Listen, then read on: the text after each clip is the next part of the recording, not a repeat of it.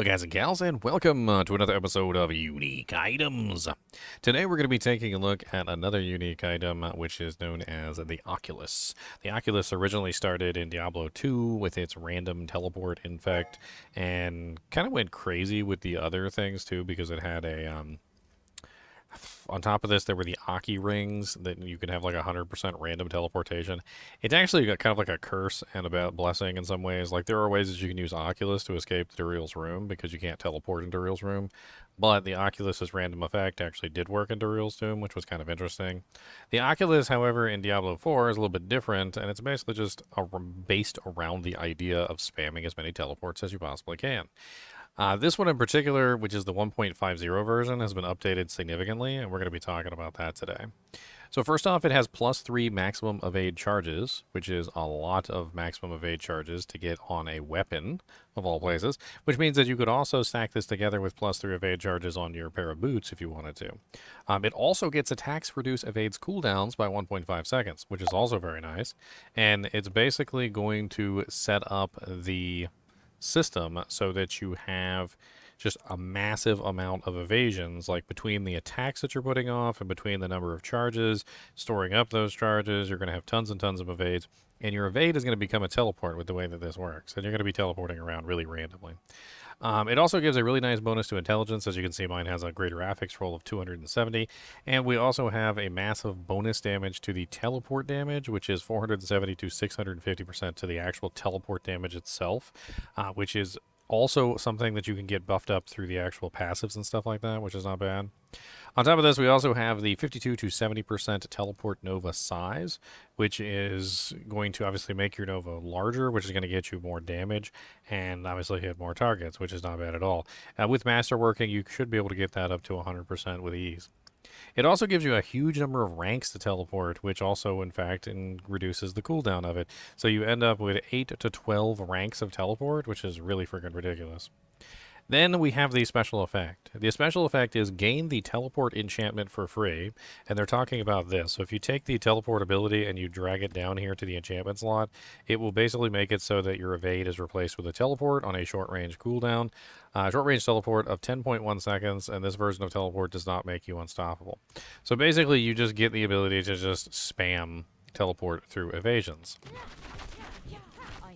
Now, because you also have the ability to reduce the cooldown with your attacks, it's very easy to have your attacks reduce the cooldown of your evade to the point where you can keep it active pretty much permanently. And being able to teleport all over the place means you're going to get your Novas constantly all over the place. And so the goal of this build is to basically just spam teleport, which also in turn spams Novas. And if you're utilizing this aspect right here, or passive bonus on the teleport, is teleport deals 500 times increased damage. It also forms crackling energy for each enemy it hits, up to 3. And so you're going to get crackling energies when you teleport everywhere. So every time you teleport into a group of monsters, you're going to get a nice little bonus. Another interesting way that you can stack on other items on this particular build is you could potentially be utilizing the Raiment of the Infinite, which allows you to pull in monsters when you're teleporting, which could be interesting, but they're not really going to follow you, which is not as good, because they're going to be stunned, because the Raiment of the Infinite stuns them. You also could potentially be using Isidor's Overflowing Cameo. Now, Isidor's Overflowing Cameo is really nice because it basically allows you to get a secondary Nova when you collect a Crackling Energy, which is a 15% chance to get an additional Crackling Energy, and you're basically just going to be teleporting all over the place, dishing out massive amounts of Nova damage. The Nova that comes from the Isidor's is actually pretty big too, and let me go ahead and throw my actual skill back on here. Mr. Goody Two Shoes, Mr. Goody Two Shoes. Ginger Evil Mentor here. Why bother farming when you can go to MMOEXP.com and simply purchase your items in gold? GGM would have you farm the items. What a pathetic being. Use code GEM Ginger Evil Mentor for 6% off your entire purchase. And don't tell Ginger Gaming Mentor that I was here. Oops, wrong one. Bink. So if you have lots of charge bolts, or say crackling energies, the crackling energies are going to give you a rather large amount of Novas. And let me see if I could show you this real quickly. So let's assume that for a minute that we've been fighting for a little bit. We have crackling energies all over the place, right? And then we utilize our teleport. The teleport brings us into the monsters. The monsters are going to we're going to collect the crackling energies, and the crackling energies are going to provide additional novas as a result. And obviously we're also going to get the crackling energy damage and so forth and so on. You definitely want to be attacking as much as you possibly can, because that's going to help reduce your nova, your teleport ability. You can also natively cast the teleport too, so that's another thing. So not only can you get the teleport through the evasion, but you can also cast it with the actual skill as well. So you can be teleporting multiple times all over the place, and if you do it properly, you should be able to just teleport literally almost continuously. Obviously, this kind of build would require you to set up specifically for it. Having things that are going to hit multiple times to reduce the cooldowns of your evades, getting more evasion charges is definitely going to help out so that you have more evades that you can potentially use at a time. Also, utilizing your teleport skill itself to add additional teleports into the mix to kind of control sort of roundabout where your teleports are going. On top of this, you can also utilize either A, a pair of boots that adds more charges, as we talked about earlier, or B, you could be using a pair of boots that helps reduce the cooldown of the charges by 1.5 seconds per attack, which means you can get about 3 seconds off per attack with both the Oculus and a pair of boots. So for instance, if I burn all my charges real quick and then I go ahead and I start attacking, you'll notice that it doesn't really take me very long before I'm capable of bringing basically most of those charges back to the surface through those 1.5 second reductions in the evade. Or I could go with the +3 evade charges, which of course is going to get me even more evade charges. As you can clearly see, I currently have 5, 6, 7. So I currently have 7 with this particular setup, and as you can see, I can just teleport all over the freaking place. It's definitely a build that has almost like a random nature to it, and the Oculus is certainly a build unto itself. And to say that, you know, like, to say that the Oculus is not like an absolutely crazy item that does absolutely crazy things would be silly. Because just being able to just randomly teleport all over the battlefield is going to be a pretty big deal.